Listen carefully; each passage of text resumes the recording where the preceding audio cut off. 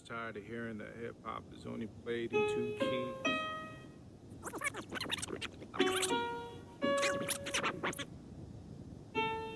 I was tired of hearing that hip hop is only played in two keys. Only played in two keys.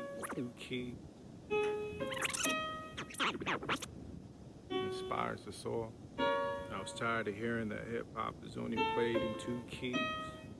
Brings us all together.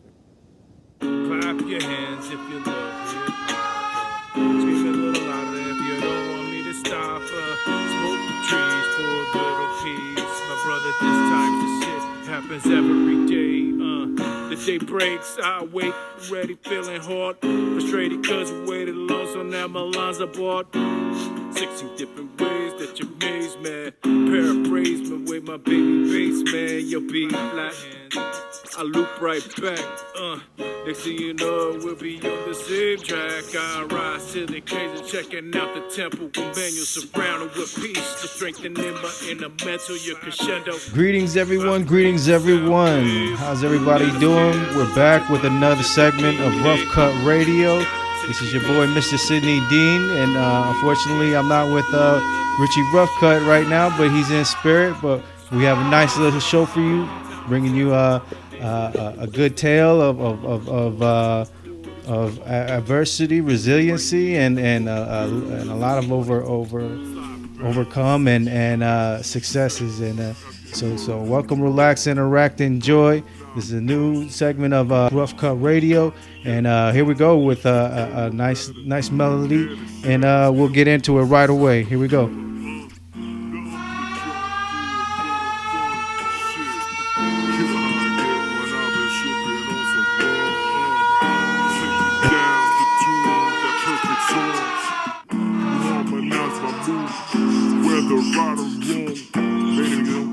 Cause I always got you with me. Would've thought of bebop when you ride a shotty in the city. Music can ever leave me. I strike at the right pitch. Screaming in the wind by a month, that life's a bitch.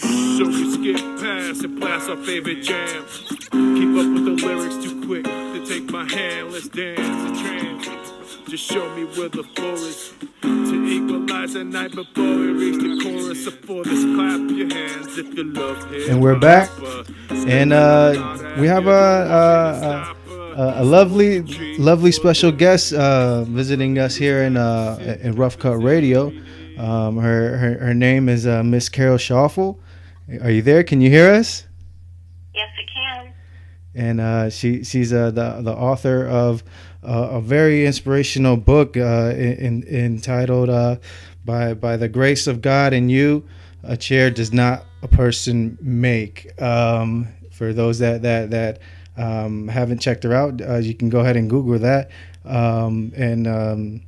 We'll open up the mic right now, and Carol, if you can, just tell us a little bit about yourself. Give us a little background information so everyone knows more about you. Okay. I'm 68 years old, but when I was born, I could walk until I was about 4 years old. After that, I walked on my knees for 2 years, and then went into a wheelchair at the age of 6. Wow. As far as my life goes, I never remember being able to dress myself, nor go to the bathroom without assistance. Wow. So I've always been cared for. My mother took care of me for 38 years. She was a pretty strong lady, and my dad was pretty strong too. And both of them fought for me to do whatever I wanted to do in life, and gave me the opportunity to do that. Wow, that's amazing. What can I ask? What were the reasons why you weren't able to walk? What were some of the diagnosis that you were given? This was early on in your lifetime. I could just try to picture some of the things that you were thinking about as an early stage in your lifetime. What was it that they said that you had? They said that I had muscular dystrophy, which affected the muscles, and by the time I was 8 years old, I knew that I was supposed to die by the age of 15. I went to a special school, an orthopedic school, where people had different problems like kidney issues, and this was way back in 51. So you know that there wasn't many medical treatments for kidney problems or heart problems. I had 15 friends that passed away before I was 20. Wow. And going back to that, where you said that that you knew that you were going to pass away at 15. I recall you saying that. How did you come about that? You know, where did you get that information from? Basically, the Jerry Lewis telethons, muscular dystrophy telethons, because they always said that on the telethon. Wow. So okay. That's where I learned it. We worked at the telethon ever since I was 6 years old. Mm-hmm. Up in my father's in 1999. Oh wow, I see. So that was like the life expectancy at that time was 15. You're saying? Right. Oh, I see. Oh wow. And it was a depressing thing because we go to camps and we get to do everything, and it was very fun. But I remember one year I went, and there was a boy that was about 22 years old, and he was afraid of what was going to happen if he died, and we had a long discussion about that. And it was fortunate that his volunteer aide was going to be a doctor, and he just told him something like, you don't have to worry about that, because when you're dying, you really don't know. And he's better about that. No. And he never had a chance to try a motorized chair, so another one of the volunteers brought him to my house and let him try mine. And that really made him feel good. But actually all of his movement at the time was able to just go in circles. Wow. Like, I'm trying to, you said that he was 22 years old when he was at the camp that you went to. Right. Up. Oh, I see. And at that age, he still hadn't had the chance to be in a motorized chair. You said. Yeah, he couldn't handle a motorized chair, but he hadn't had the opportunity to try. Oh. And that's kind of what he wanted. And I remember him saying that it wasn't that he was feeling bad about his disability. It was just that, and this is going to be sad. But it was that he didn't have he wanted to commit suicide. He didn't even have the strength to do that. Wow, that is pretty deep. So what was the reason for him not being able to have the chair? I mean, is that based off of the technology not being there or not being available to everyone? Was it something that he just couldn't afford? It was something new when I was 21, and he was a little bit older than me. Because when I went to high school, I actually didn't have a wheelchair until I did my student teaching. And I didn't realize there was going to be a glide on it. And the very first thing I did was I went into the teacher's lounge, which created a really good positive impression. I went up to a table and slid into it and spilled everybody's coffee. You did it on purpose? Is that what you were? I didn't have any practice with it before that. Oh, I see. The day that I had to do that. Wow. And then when I went back into my classroom, I made the corner too narrow, and I knocked my shoe off, and it flew in the classroom. And one of the students helped me put my shoe back on because I couldn't reach it. So it was just. So that was just because of the way the school was set up? Well, things weren't as accessible back then either. But I was seeing that the door was wide enough. It's just that driving my chair. Again, I needed more practice. So that was on a Friday, and on the weekend we went to Southridge Mall, and we just practiced with my chair the whole day. Oh yeah, I see. So then that way you can learn like the dimensions, I guess, of it. You know, how far or how wide it is, and you know what places it can turn, like the turn radius of it, and just the like how you said you weren't used to it initially, but you had to have that moment of practice to familiarize yourself a bit better with it. Right. And chairs at that time weren't that expensive. They were only like, the motorized chairs were about $600. Yeah. The last one I got, it doesn't have too many accommodations on, but it was $8,600. Whoa. Just as much as a car, and a lot of people don't realize it. And there's ones that are special that people have to lay back in and reposition, and they're over $2,300. Wow. So, 20. Yeah, so that definitely Sorry, 23,000. 23,000 you were saying? Yeah. Oh, I thought you were talking about like 2,300 at first. Oh no, we're talking about 23,000. Oh wow. Yeah, less than my $8,000 one. Wow. Yeah, that's definitely like a car. Oh wow, that's something else. And it's always how fast they can go. Mine goes 6.1 miles an hour. Oh, some of the go faster the longer you go. Oh, I see what you're saying. Because it has like it also has the battery. Does that also come into play as well? You know, that like how long it lasts for, and Right, there's 12-volt batteries in them. What was that? 2 12-volt batteries. Oh, okay. Oh, so then I mean, you have some durability on it, and from it sounds like some of them can actually get up and go. You know, that's pretty.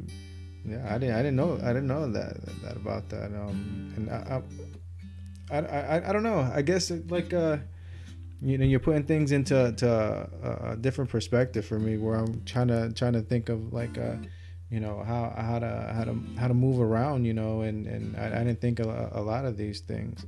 So going into I see that like looking at your bio and looking at some of these quotes that you provided. What do you mean by we are all more alike than we are different? I think everybody wants to be liked. I think everybody wants to be successful and have a purpose in life. And that's true of people with disabilities also, no matter what that disability is. And I know that when I wrote my book and my editor went over it, she said, you know, the same thing happened to me. Same thing happened to me here. And she said it about 15 times as she was going through this stuff. And she says, I think anybody would enjoy reading it. And sometimes it just comes from a different perspective, because with my disability, I have to look at accessibility. I have to look at how people are accepting me. I don't worry too much on how they accept me, because I think in order to live, sometimes people admire me for what I do, but I'm just living my life instead of existing. Right. And so people have to get kind of used to that. Yeah, definitely. And I think that we're bringing that light to a lot of people right now. And I think it's a very beautiful quote, and I seen it, you know, you had it on different areas, and it just kept coming out to me, and I'm glad that you shared, you know, what that meant, you know, because it to me it means a lot in all in one sentence, and if you took any of the words out of there, it'll change the whole meaning of that sentence. and and I think that that's what we need to do. We need to start looking at each other's in a way of assimilation rather than how we differ from each other, and that way we can try to understand each other a bit better. And I mean that's a very very good quote, and I'm glad that you were able to elaborate on that a bit more with everybody. And oh, go ahead. I'm sorry. I try to do that with children too. When they come up and talk to me, I also go to classrooms and talk. Mm-hmm. But when I was younger, they'd come up and say, "What happened to you?" And that would embarrass the parents, and the kids really need to know. And I would just say something simple like, "Well, my muscles don't work like yours do. And look at all you can do that I can't do." And that just gives them so much pride and power because, they can walk, they can reach, they can jump. And, those kind of things are really important to let other people know. And then I did really well in school, and other people have trouble with that. So we all have our strengths, we all have our weaknesses. Right. And I could just imagine, because kids they have this way about when they ask a question, they ask it pretty direct. They I think when we get a little older, we beat around the bush a little bit more, but kids are really direct about what they ask, and it's purely based on innocence when they do that. And I'm just seeing how you even thought about how you would answer that to a child is beyond me. I catch myself talking to my kids as if they're adults already, and I have to figure different ways of talking to them and how to approach their questions. And I think that you giving them the simple and most honest answer. I think that's beautiful. I think that's a way of both helping the child learn and also knowing that how you can actually reach out to that child as a teacher. And I think that's one of the things that I admire most about you, is you being able to also teach. You I think it was ninth grade. You taught ninth grade math, was it? Right. I taught that for 8 years. And I know the first year I was always worried that they'd find out how much I couldn't do, so I got kind of scared. And I was really a strict teacher that first year. The second year, by the time Christmas came, I thought, I can't do this anymore, because I didn't like a totally quiet classroom. And I would go and the day before Christmas, when there's not everybody there and, there's not much to do and you don't want to give homework over the holidays, I sat down with all of them and I just told them what my disability was, and they could ask me any questions they wanted. And I found out a lot of things that were very interesting. First of all, they asked me everything from why my hair didn't grow, and to why I had, to if I could have a child. And my hair doesn't grow because I always wear a wig, because I can't comb my hair myself anymore or do those kind of things. Right. So it's just easier and it's professional. Mm-hmm. And the answer that if I could have a baby, it was yes, probably, because some of my friends did. And later on, after I got married, I got pregnant, and I couldn't hold the baby. I just couldn't carry it. My hip hits my rib, and there's no room inside of there, and it just felt like it was squashed all the time. Oh, but I lost it. Well, but you able to have 2 children, right? I had 2 stepkids. Oh, okay. Yeah, and one of them actually was a boxer. So at one point in my life, I became a boxing clerk, which means I sat by the ringside and got splattered with blood or sweat or whatever. I mean, So I didn't know at the end if you won or not in their little books. so you got up close and personal with the boxers then. I even got to meet De La Hoya because my son made it all the way to nationals for the Olympics. And I was always in his way, because he would do a lot of running around and stuff.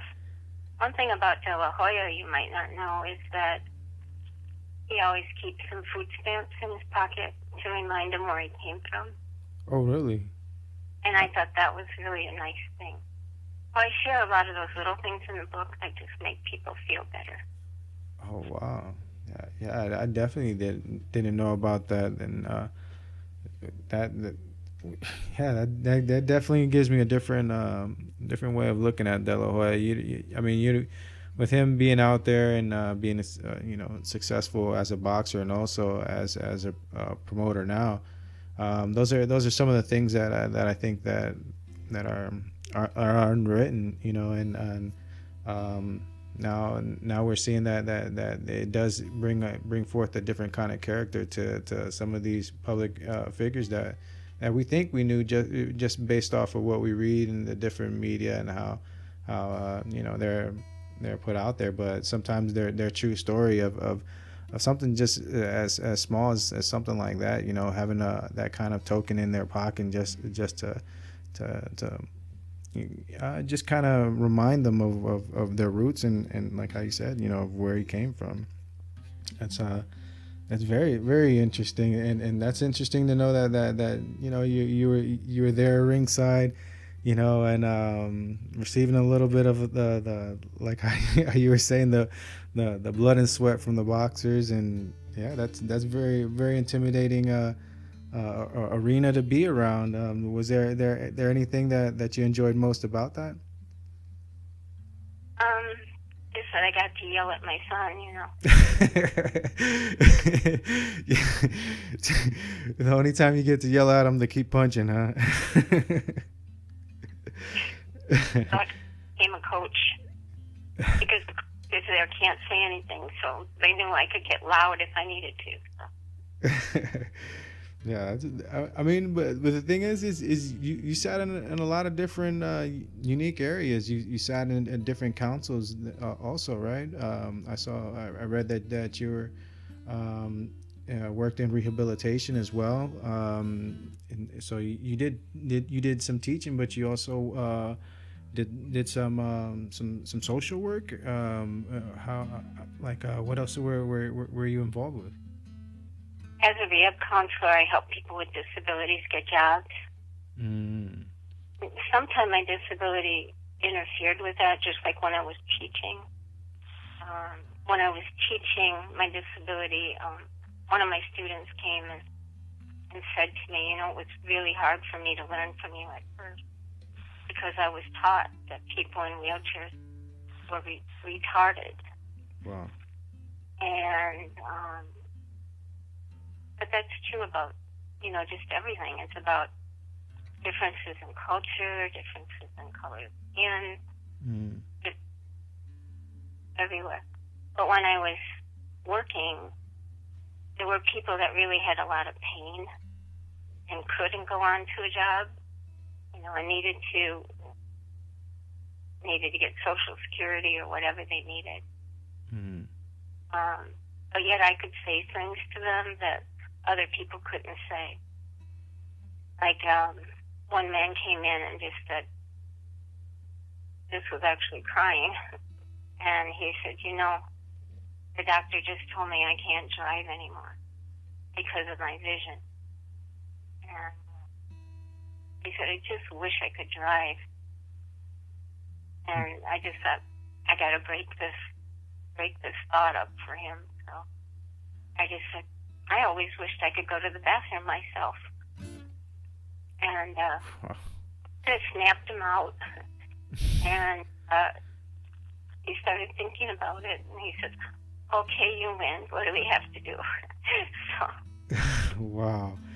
Yeah, that's that. It that. and he became a rehab counselor too. Oh. So afterwards, he became a counselor as well there. Yes. Wow, that's an amazing story. I mean, and you just proved it right there. You know, like that's something that like anyone else wouldn't be able to tell them except for you. You know, at that given moment. So, you know, that to me, I'm not a person that believes too much or too highly on coincidence and you know, things that happen just because. You know, I really do believe that, you know, things happen for a reason, and we're put in place for those things to happen to us. And I think that it took a lot of courage from you to be able to step up to him and speak to him, where no one else probably would have said anything to him. And I think that it shows a lot of admiration and a lot of nobility, you know. And I'm glad to see that you inspired him so much to even work there as a counselor as well. I mean, that's as you know, I think that goes to show how much impact that you really had on him. The person that I remember that came up, it was a really busy day, and it was kind of a down day. Because sometimes people aren't progressing or fall back with their disability and get worse and can't continue. But one person came in and asked to talk to me, and I always let anybody come in that wanted to. And I just didn't want to let this person in that day. But I said, nope, I got to do it. So I talked to him, and he said, hi, do you remember me? And I had no clue. Because I actually touched at least 300 cases a year, working about 125 on a regular basis. Wow. But he said, I don't expect that you would remember me because I just came in for an intake, and I had alcohol in my breath, and you just said, I'm sorry, I can't help you. Not until you stop drinking. And you could do some of this stuff by yourself. You could go to Gateway, you could go to school, you could ask for a grant.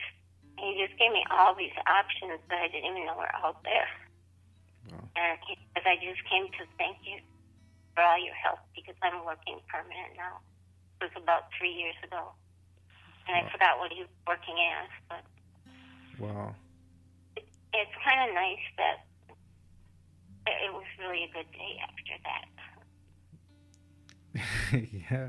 Yeah, that's it almost sparked into one, you know, with one good deed, you know, and it just kind of umbrellas into other good deeds, and other good things start happening. That's real intriguing that it took an act of, you know, well, you know, that's funny, you know, that the guy took it as something constructive rather than, you know, you getting on to him about drinking and things like that, and it actually helped him, you know, and he came out and you know, showed his appreciation. And to me that's just that it's far beyond just a butterfly effect of positivity, you know. That goes to show that you know, when you go into things with good intent, you know, it does reciprocate into you know, positive vibes for everybody else, you know. And so I guess that's one of those things, you know, a smile really does go a long way. And laughter just hang up. Okay. Wait. Oh no. At home I have a bunch of technical devices that help me. And I can say, wake up. Didn't really want to wake it up though. I can say wake up, and it's called a Seek Here. It will answer my telephone if I can't get my other phone in my hand right. It will turn my television for me, and it'll turn off and on my light. Oh, so this is like a running application for like voice commands. Yeah, it's kind of like a butler in a box. Wow, wow, that's pretty cool. I think. Yeah, and you said that with the voice commands, you're able to answer your phone. You're able to turn on the television. I can back change channels, all that stuff. It can go through channels. You said. I can change channels Oh, so on the television. I can change the voice up and down with my voice, or the sound up and down. yeah. That's very like futuristic, like almost George Jetson, like in a way. I didn't know like I knew that there were a lot of like voice recognition software out there, especially with like Siri and things like that. But I didn't know that they were so intricate for us to be able to turn things off and on and actually scroll through channels and stuff like that. I mean but like, is that something that you have to pay for? I mean, how do you go about paying for these things? I'm sure they get pricey after a while. Or is there anything that any way that any grants or anything out there, any kind of like special aid or anything like that for There is something to the Americans with Disabilities Act, and a lot of people can go to their independent living centers and get some help through a TEP program. And I'll explain what that is in a minute. And then also a loan program. It's something, at a low cost, not a low cost, but low interest. But like devices that go through the telephone to work those, there's like $100 copay, but you usually can get that waived through the independent living center. Like if you need a TTY and you're deaf and you have to type over the telephone wire to get to another person. They also have a relay system on the other side where somebody who speaks answers the phone, and you can type your message in, and then they call and they might order a pizza for you or whatever you're asking for. It doesn't have to be just a person who is deaf. It could be with a learning disability or a speech problem. Oh, I see. So there's usually a person with a speech problem might not be able to be understood, and they think it's a gag or something, and they don't get the services they need. So all through the book, I kind of give different information on this. When I wrote my book, and most of the time when I was working, I used a program called Dragon Dictate on my computer. I think I've seen this one. Now, it takes like 10 minutes to train it now. It's really fast. But when I first started using it, it took 3 days. Wow. Because you had to go A, B, B, B, and you had to distinguish every word, which made it like another disability. I see what you mean. You had to articulate and enunciate very clearly all your words in order for it to work. Oh, I see. And you even had to do like the individual letters? Yeah, back then you had to do that. Now you just have to read a little paragraph and it goes boom, and you're there. Oh, okay. And wow, that's a big difference from 3 days, to 10 minutes. And, yeah.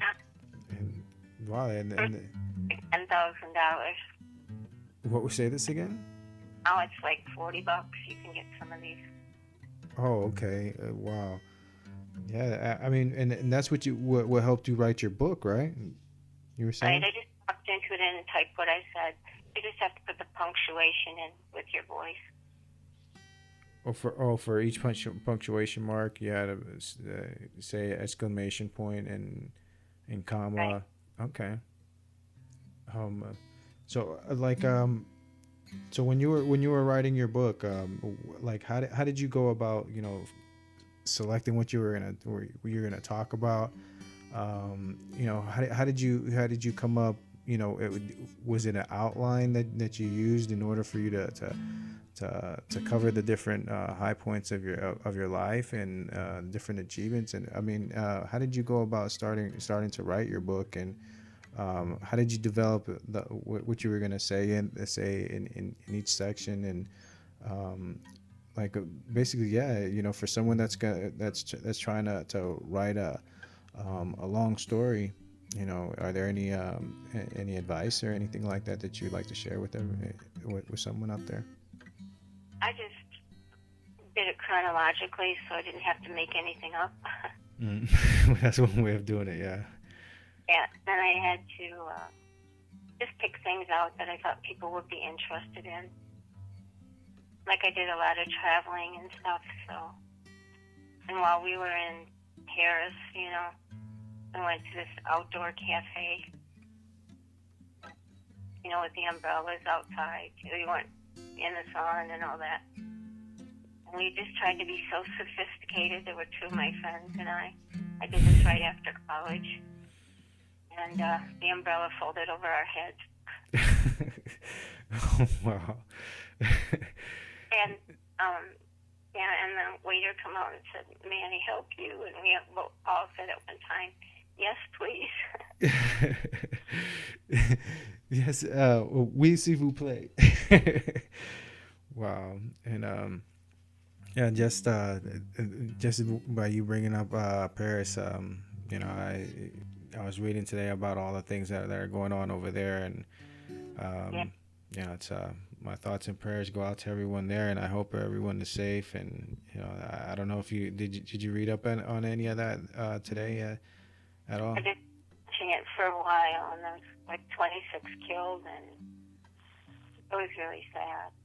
Was that anywhere close to where you were when you were in Paris? I didn't hear what area, but I was pretty much everywhere because actually I went to Paris with a group of people that did have disabilities, and we were in Europe for like 2 weeks. Oh, wow. In that whole time, we saw Germany, Italy, Switzerland, and France. Mm-hmm. I saw one other person in a wheelchair that was not in our group, and the accessibility was pretty bad, but they had gone to find the most accessible places. And I know that even on some of the wheelchairs, they had to put a little crank so that when they went through some of the hotel doors, their chairs got thinner, so they could get into washrooms and stuff. Oh wow! Again, I didn't think about that with the different measurements for door entries in Europe. And the roads are like cobblestone in a way, in some areas, and I can imagine how rough that could be just trying to maneuver around the city and stuff. But what was that? I had fun in Puerto Rico, though. How was Puerto Rico? Tell me about Puerto Rico. Got so many cars anyway, and I was actually going faster than the cars, and they couldn't get up on the curb, so they just treated me like a car. So you showed them how to get around then over there. And I could go in and out and around. It was fun. And I guess that weather isn't too bad either, huh? Oh, very nice. But I mean, yeah. I'm glad to know that you're still going out, and I mean you're still traveling the world. I mean you've gone to places that I've gone to, and they're places that I felt that I've never would able to go to, and you're going out and you're seeing that even with the group that you're discovering things about like different cities and stuff that you didn't know about. Well, I didn't know either, and it's good to see that there's ways that our people are trying to accommodate that, so you can do all these different things, and I'm like I'm in awe right now of all the different things that you've accomplished. Not only just with what you were doing with teaching and counseling and traveling. But I mean, you also received a nice award, wasn't it? Some recognition in Kenosha. Did it? That year in 1982, and it was from being. I was very active in Americans with Disability Act. We had a group called Abolish Barriers for Lifetime Efficiency. I'm going to be talking at our library here in Kenosha on November 17th at 1 o'clock on the North Side Library. But Wisconsin and California were both the big states that started a push. And although the law was signed in 1990, we actually started in like 1970. Had a state law passed for equal opportunity for people with disabilities to have the right to employment and housing and accessibility. Once that part was done, they had a decade of the disabled, and I was chairperson of that committee for the year, kicking it off. Wow. It was actually I was co-chair, because the other person was Frank Morelli, who also lives in town. And we gave us like tons of surveys that we did. We had our little fanny packs, even though you couldn't see our fannies because we were all sitting in chairs. But we had to go around and measure everything. Ramps aren't supposed to be more than 5 degrees, so that people in a chair can push themselves up. And Kenosha had some problems with that because one was really steep, and Frank had gone out and said, I took the inspector and says, go down this ramp. Oh, that one's great. Go down the other one. And the guy actually fell out of the chair when he did that. We didn't want them to be sued or anything. The whole purpose of ADA was to make things accessible as they needed to be replaced.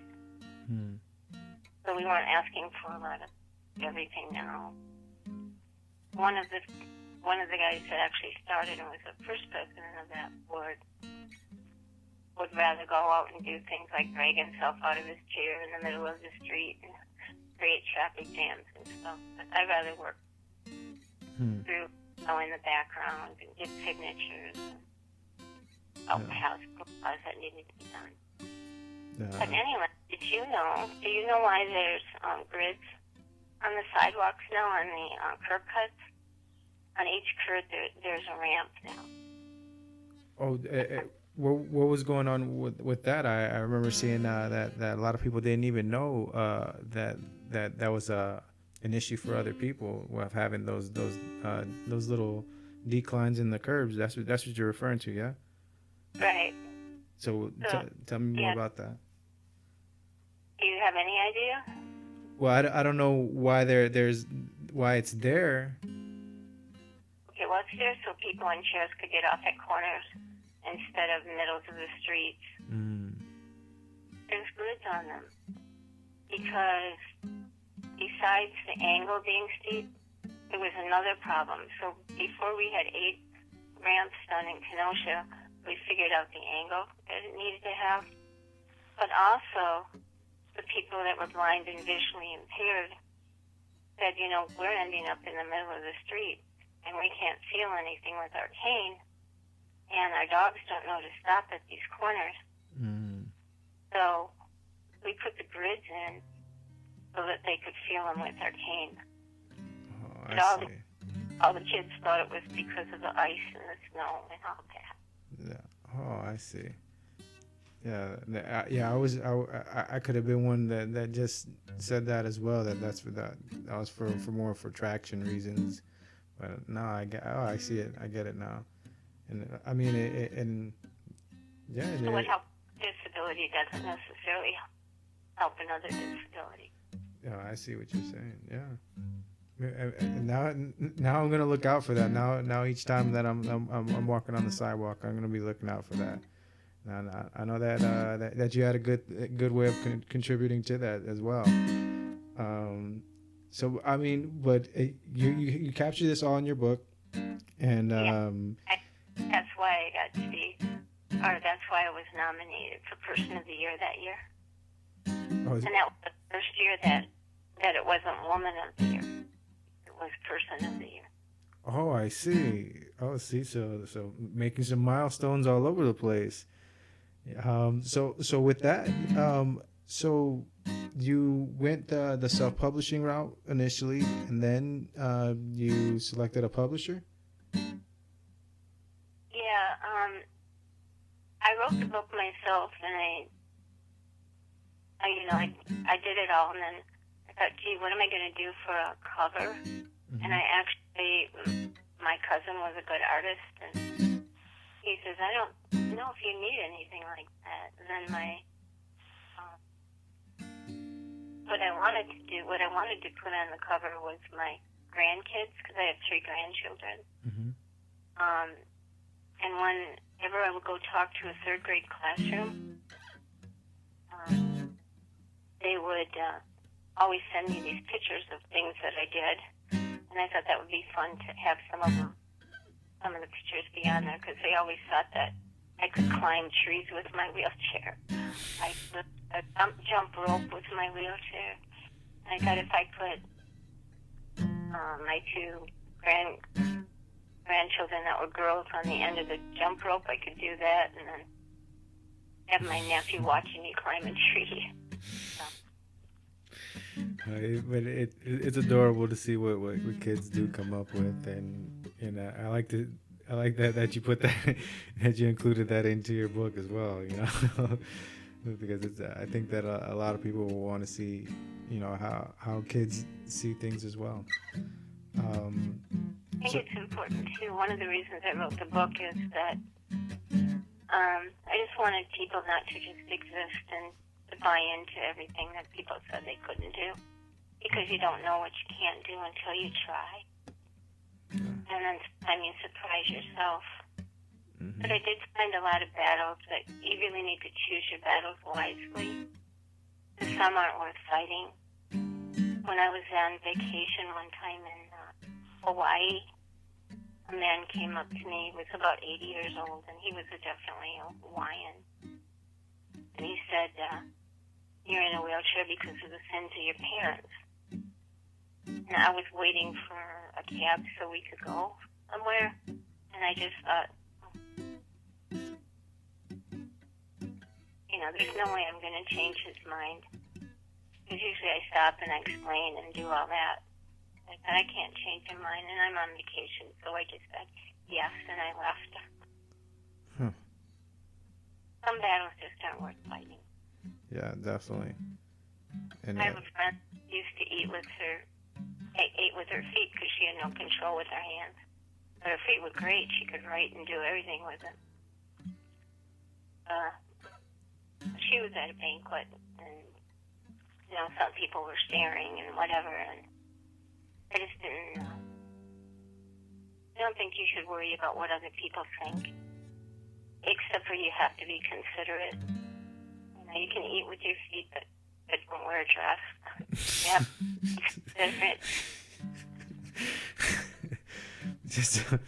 Just don't wear a dress. That's the only thing that you have to be considerate about. So let me ask you who inspires you? Who inspires you to be Miss Carol Schaufel? I just think I'm a normal person living my life. Because I've done so many things. And there's some things I talk about in the book that other people have been really worried about, and I really didn't share until I wrote the book. Mm-hmm. That I helped problems like the abortion, the loss of the child, and stuff. And bad things happen to people, but it really becomes part of you. And even when I was a kid, I thought, everybody's around here is saying, why me? And I'm sort of like, why not me?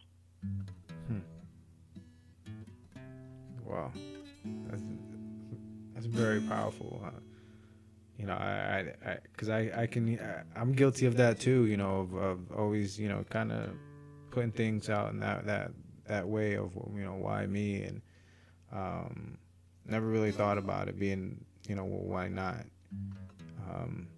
It's more of an acceptance than anything, you know, I feel, and yeah, I think that's, you know, definitely a way to reform from the way that we're normally thinking, you know, and, you know, start accepting things as is, and so then that we can become better people, we can become inspiration for others, you know. And I mean, you're definitely an inspiration for a lot of people. I mean, you're an inspiration for me, you know, not only as a writer, but you know, because I do a little writing as well, but also, you know, as a person altogether, you know. And it's that I think that everyone needs, and you know, I think that that's one of the graces of God that we have is each other, you know. And so I like the fact that you've always been selfless in your ways, you know, trying to reach out to others, you know, in any which way you can, you know. If it starts off with teaching and goes into a counseling session to just being around them and breaking the ice, and you know, helping them get through certain situations that I think that, you know, puts you in a position to really shine, and I'm glad to see that you're doing it. Yeah. Do you have any last words for everyone listening out to you today? Let me read you just part of a poem where the name of my book came from that I wrote. Mm-hmm. And I wrote the poem when I was 16 because a father called and said his son at 4 years old had been diagnosed with muscular dystrophy. And he didn't want to love him because he didn't want to hurt when he died. Wow. And that'll live like. Can't just live on the bad side. And I wrote a really long poem, but I won't read the whole thing. I'll just read the end of it for you. Okay. It says, a chair does not a person make, nor a brace a man. It's not what a person cannot do, it's what a person can. Please just let me feel like I belong, though I am weak and you are strong. Something is wrong. I know it's true, but I'll not be afraid by the grace of God in you. Wow. And it came from this poem. That's where your title of your book came from. Right. Wow. Because nobody knows what they can and can't do. Mm-hmm. Unless They gotta go out there and try it.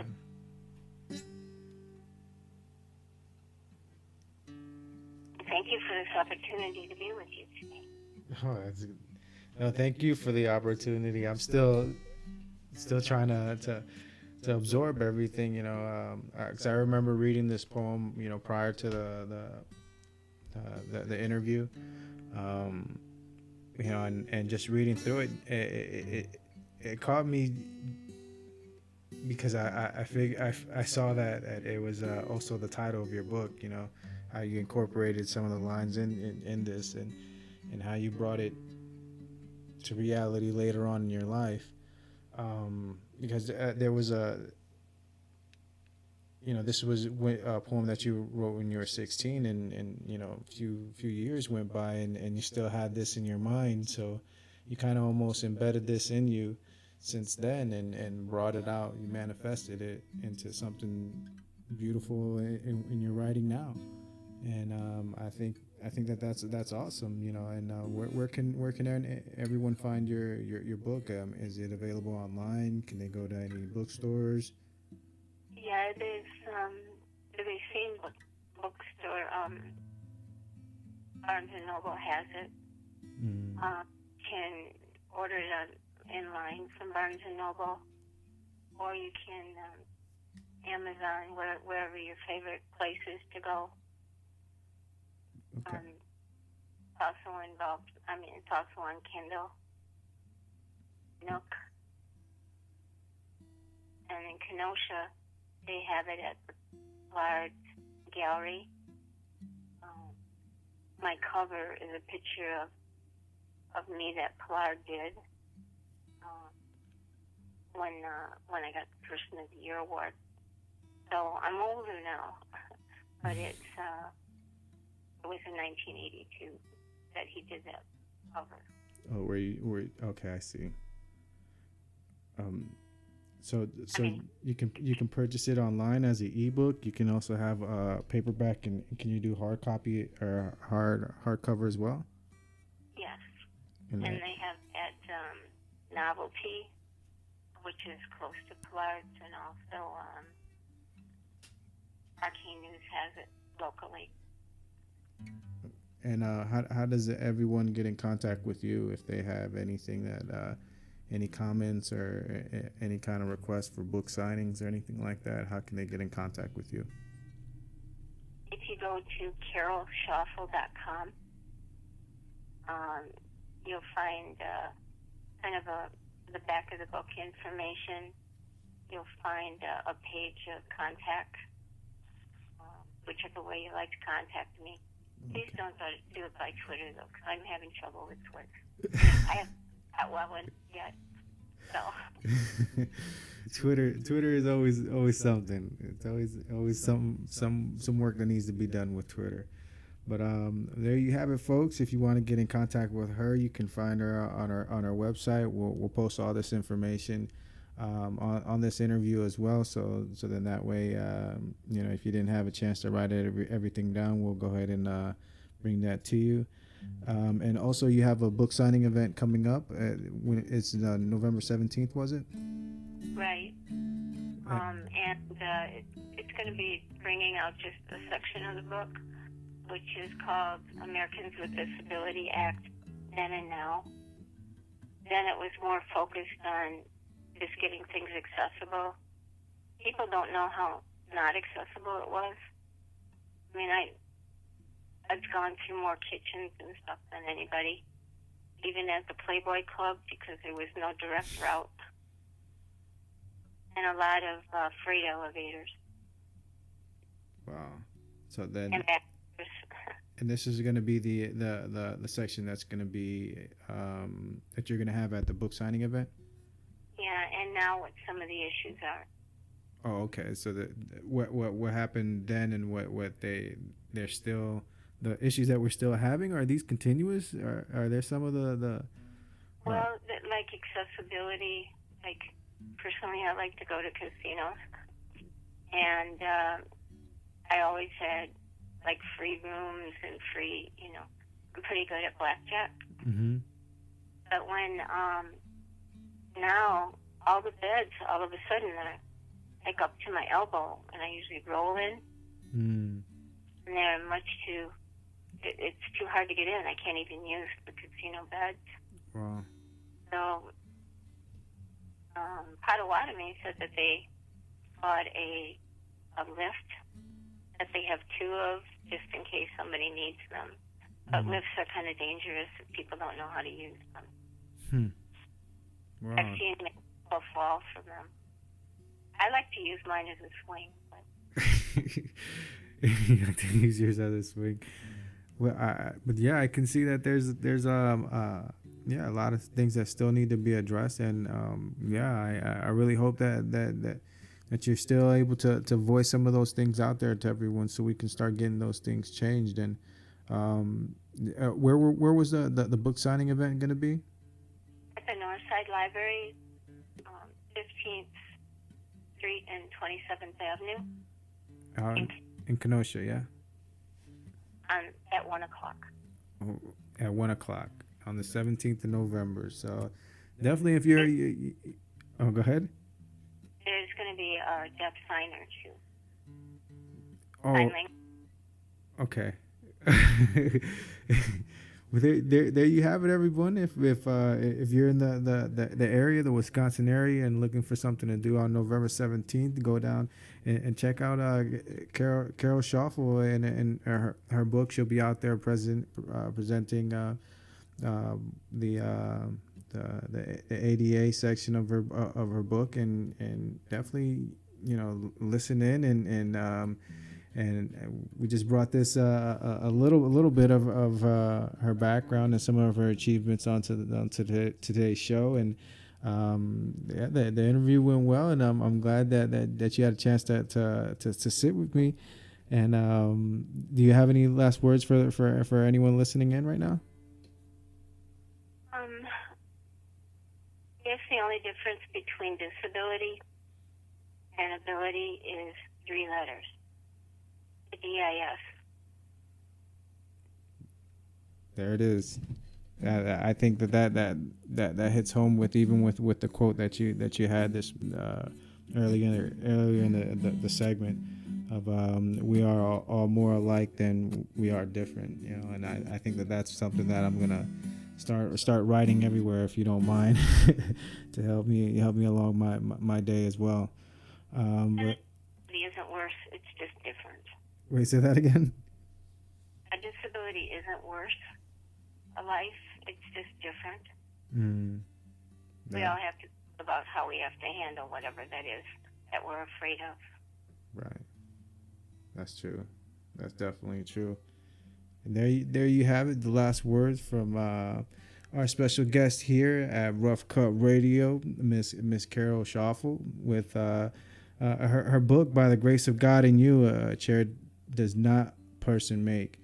And she'll be out there at her book signing event. Check her out and check out her website, and we'll have more of this interview and more of her information linked up to our website. So then that way, if you have a chance, to click on her link and see what more projects she's working on, and that way you can link up with her and see how what ways you can contribute to a lot of things that she's working on.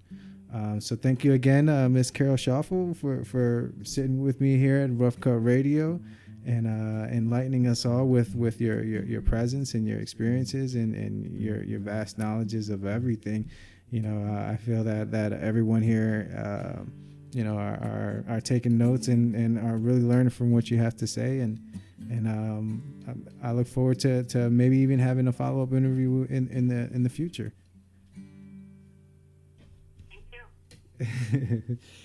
All right, everyone. So that's our segment for Rough Cut Radio. Thank you for chilling with us. It's been great. So I hope you have fun. And like always, welcome, relax, interact, enjoy. It's your boy, Mr. Sidney Deans. A shout out to Richie Roughcut that's not here with us, but he's with us in spirit. With your big brother over there. Wisconsin definitely in the house. All right, y'all. So have a good night. Welcome, relax, interact, enjoy. Bye-bye. Peace.